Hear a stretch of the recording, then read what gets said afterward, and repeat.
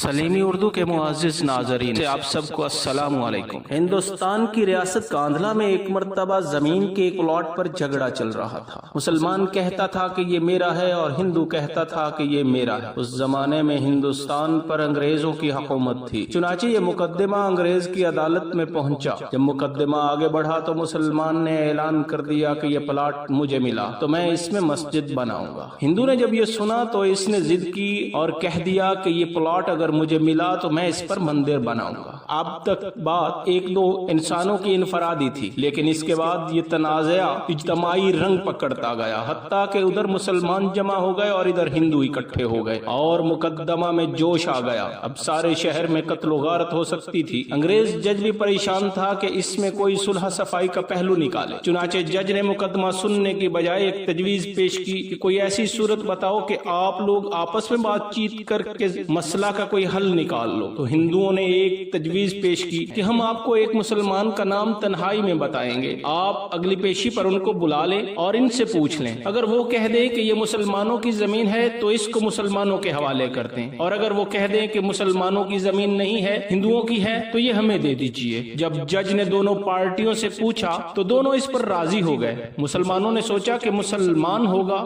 جو بھی ہوا مسجد بنانے کے لیے بات کرے گا، چنانچہ جج نے پیشی کی نئی تاریخ مقرر کر دی اور اس مسلمان گواہ کو لانے کا حکم دے دیا۔ اب جب مسلمان باہر نکلے تو بڑے خوش تھے۔ ہندوؤں نے اپنے لوگوں سے پوچھا کیا بنا؟ انہوں نے کہا کہ ہم نے ایک مسلمان عالم کو حاکم بنا لیا ہے کہ وہ اگلی پیشی پر جو کہیں گے اس پر فیصلہ ہوگا۔ اب ہندوؤں کے دل مرجھا گئے تھے، لیکن انتظار میں تھے کہ اگلی پیشی میں کیا ہوتا ہے۔ چنانچہ ہندوؤں نے مفتی الہی بخش کاندھلوی رحمت اللہ علیہ کا نام تجویز کیا تھا، جو کہ شاہ عبد العزیز رحمت اللہ علیہ کے شاگردوں میں سے تھے، اور اللہ نے ان کو سچا اور بے باک بنایا تھا۔ انگریز جج نے پوچھا کہ بتائیے مفتی صاحب، یہ زمین کا ٹکڑا کس کی ملکیت ہے؟ ان کو چونکہ حقیقت حال کا پتا تھا، انہوں نے جواب دیا کہ یہ ہندو کا ہے۔ اب جب انہوں نے کہا کہ یہ ہندو کا ہے تو انگریز جج نے اگلی بات پوچھی کہ اب ہندو لوگ اس کے اوپر مندر تعمیر کر سکتے ہیں؟ مفتی صاحب نے فرمایا کہ جب ملکیت ہی ان کی ہے تو جو چاہیں کریں، چاہے گھر بنائیں یا مندر بنائیں، یہ انہی کا اختیار ہے۔ چنانچہ فیصلہ دے دیا گیا کہ زمین